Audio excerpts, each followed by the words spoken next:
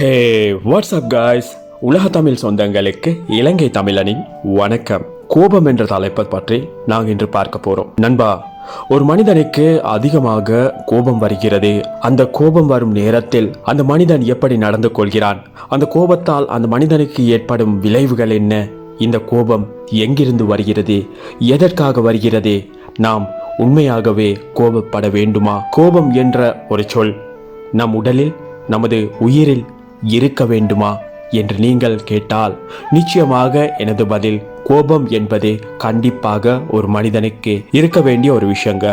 காரணம், அந்த கோபத்தை சரியான நேரத்தில் வெளிப்படுத்தணும். நண்பர்களே, அந்த கோபத்தை வெளிப்படுத்துறதுக்கு முன்ன நாம முக்கியமா ஒரு சில விஷயங்களை மனதில் வைத்துக் கொள்ளணும். கோபம் என்று சொன்னாலே திடீர் என்று எமது உடல்ல ஏற்படக்கூடிய ஒரு மாற்றங்க. அதை சரியான நேரத்துல உபயோகித்தா நிச்சயமாக அந்த கோபத்தால ஒரு பெரிய விளைவு இருக்காது. ஆனால் நீங்கள் கோபப்படும் அந்த நேரமானது நீங்கள் கோபப்படுவது சரியா என்று நீங்கள் ஒரு கணம் சிந்திக்க வேண்டும். ஆமாம், நீங்கள் எல்லோரும் கேட்கலாம், கோபம் வந்தால் எப்படி ஒரு மனிதனுக்கு சிந்திக்க முடியும் என்று. நண்பர்களே, கோபம் பட உடல் மற்றும் மன விளைவுகளை ஏற்படுத்தும்.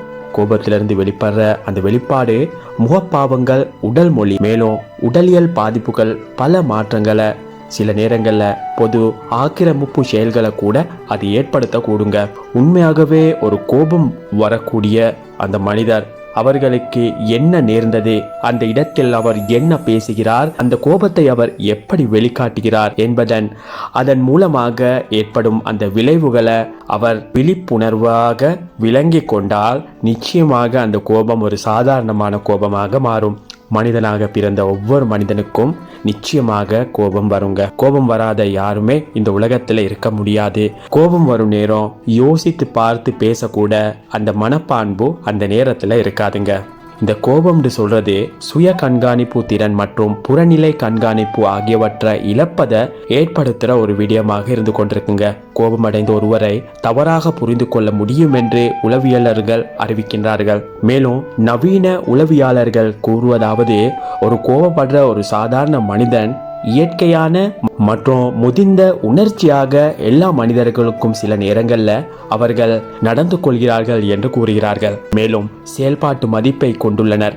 இருப்பினும் கட்டுப்பாடற்ற அந்த கோபம் தனிப்பட்ட அல்லது சமூக நல்வாழ்க்கையை எதிர்மறையாக பாதிக்கும் என்றும் அவர்கள் கூறுகிறார்கள். சுற்றி இருப்பவர்கள் எதிர்மறையான விடயங்களை, எதிர்மறையாக பாதிக்க கொள்ளக்கூடிய விஷயங்களை உங்க முன்ன கூறும்போது அதன் விளைவாக உங்கள் நாவிலிருந்து வரக்கூடிய அந்த கோபம், அந்த உடம்பால் நீங்கள் கொடுக்கக்கூடிய அந்த எக்ஸ்பிரஷன் எல்லாவற்றிற்கும் அந்த தன்னிச்சையான கட்டுப்பாடற்ற அந்த கோபம் ஒரு மனிதனின் வாழ்க்கையே சீர்குலைக்கிறது என்று நான் சொன்னால் உங்களால் நம்ப முடிகிறதா? நண்பர்கள், எல்லா மனிதர்களுக்கும் அந்த கோபத்தை கையாள்வதில் பல சிக்கல்கள் ஆரம்ப காலத்தில் இருந்து கொண்டிருக்கும்.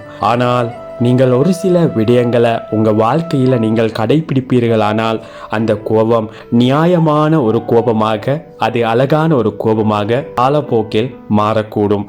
காரணம், நாம் எமது வாழ்க்கையில் சரியாக அழகான முறையில் வாழ்ந்து கொண்டிருப்போம்.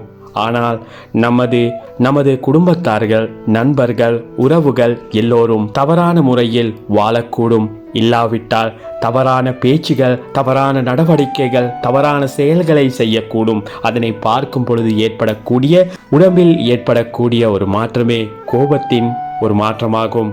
நண்பர்களே, கோபப்படுங்கள், ஆனால் நியாயமான முறையில் கோபப்படுங்கள்.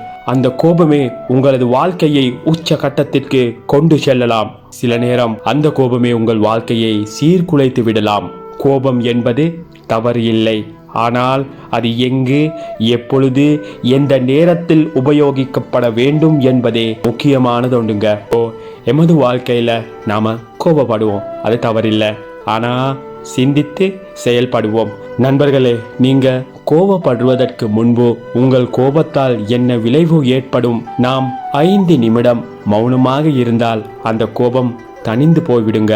5 நிமிடம் உங்க வாழ்க்கையே சேஞ்ச் பண்ணலாம். நான் இந்த கோபத்தை பற்றி உங்களிடம் பேசுறதுக்கு முக்கியமான ஒரு காரணம், முன்னெல்லாம் நான் அதிகமா கோபப்படக்கூடியவனா இருந்தேன். நான் பட்ட கோபங்களால எனது வாழ்க்கையில பல விஷயங்களை நான் இழந்திருக்கிறேன். எவ்வளவோ சக்சஸ்கள், வெற்றிகள் எனது கை சேர்ந்தும் அதனை சிகரத்திற்கு கொண்டு போக முடியாமல் தோற்றவனாய் இருக்கிறேன் இந்த கோபத்தால. ஸோ என்ன போல நீங்களும் அவசரப்படாமல் கோபம் எடுக்காமல் உங்களது வாழ்க்கையில் வெற்றி பெறுங்கள்.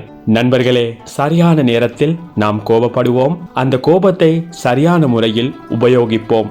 நண்பர்களே, கோபத்தின் விதிகள், அந்த கோபத்தை எப்படி கட்டுப்படுத்தலாம், கோபமால் ஏற்படக்கூடிய உடல் மாற்றங்கள் என்ன என்பதை போன்ற பல விடயங்களை அடுத்து வர வீடியோக்கள்ல கண்டிப்பா பார்க்கலாம். உங்க லைஃப்ல நீங்க முகம் கொடுத்த அந்த கோபத்தால் நீங்கள் முகம் கொடுத்த எல்லா அனுபவங்களையும் எங்களோடு பகிர்ந்து கொள்ளுங்கள். இன்னும் ஒரு அழகான பதிவோடு உங்கள் எல்லோரையும் சந்திக்கும் வரைக்கும் உங்களிடம் இருந்து விடை பெறுவது உங்களில் ஒருவன் நான், இலங்கை தமிழன். நன்றி, வணக்கம்.